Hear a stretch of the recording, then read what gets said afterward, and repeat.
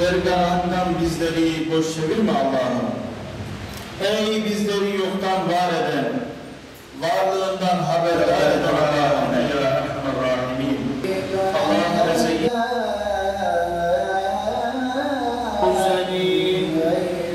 الذي يلبس الله تاج النبوة وجعله نبيا لله وبشر الصائمون العابدون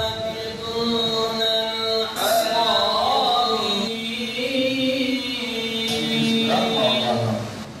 Ya Rabbi bize dünyada da ümmeti Muhammed olmak üzere tüm insanlara hediye ediyor. Vasıl eyle Allah'ım. Ya Rabbi, vatanımızı ve milletimizi her türlü ve eshabına hediye ediyoruz, vasıl eyle Allah. Ya Rabbi, vatanını canından aziz bilen, her türlü hayasızca aklına dur diyen milletimize müsletine yardım eyle.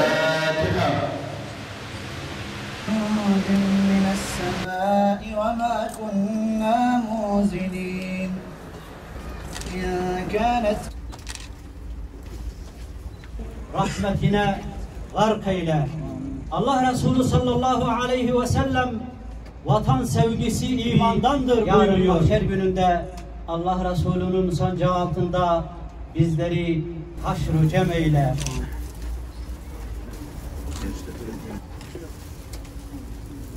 Gel.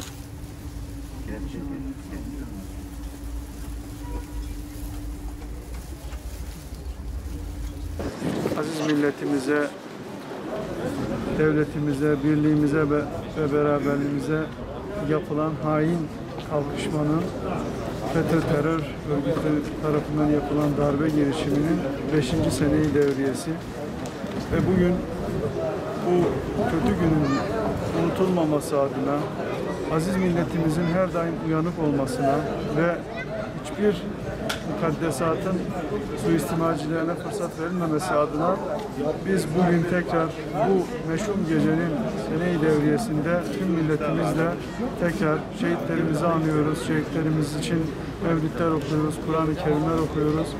Bundan 100 yıl önce de Milli Kurtuluş Savaşı'mızda da bu aziz millet yine yek vücut olarak hainlere karşı, düşmanlara karşı, bu aziz vatanı bölmeye çalışanlara karşı mücadelesini vermiştir ve muvaffak olmuştur Allah'ın izniyle. 5 yıl önce de aynı şekilde Allah'ın inayeti ve Sayın Cumhurbaşkanımızın önderliğinde aziz milletimizin direnişiyle yine hainlere fırsat verilmedi ve inşallah bundan sonra aziz milletimiz, kadim coğrafyamız, kadim ülkemiz, devletimiz bir daha öyle meşhum hadiselerle meşgul olmak durumunda kalmaz. Ama kaldığı vakitte İnşallah aziz milletimiz tarafından ve kadim devletimiz tarafından da gerekli cevabı alacaklarından hiç kimsenin şüphesi olmasın. Bu uğurda şehit olan tüm şehitlerimize ve bilhassa şehit kardeşimiz, Özel Harekat Polis memuru, hemşerimiz Berit Bektaş kardeşimize de ben bir kez daha rahmet diliyorum. Gazi olan kardeşlerimize Rabbim sağlıklı, sıhhatli, bereketli ömürler nasip etsin. İdiyat'ta işte mevlid okuma etkinliği, şehitleri anma etkinliği düzenlendi, ev ziyaretleri yapıldı. Bunlara iştirak ettik ve özellikle ABD menşeli olan bu darbe girişimini şiddetle kınıyoruz, telin ediyoruz, reddediyoruz ve Rabbim bir daha bu millete, bu insanlara böyle bir badire yaşatmasın, böyle bir musibet yaşatmasın. Toplam olarak 251 can gitmiştir, şehit olmuştur. Dolayısıyla özellikle su uyur, düşman uyumaz atasözünü unutmamak lazım. Hala tehlike geçmiş değil diye düşünüyoruz. Bir fırsat kolladıklarında mutlaka yine ABD ve küresel emperyalizmin uşakları yine harekete geçecekleri aşikar olduğundan dolayı özellikle yetkili kurumların her an için teyakkuz halinde olmalarını istiyor ve temenni ediyoruz. Tekrar şehitlerimize Allah'tan rahmet, gazilerimize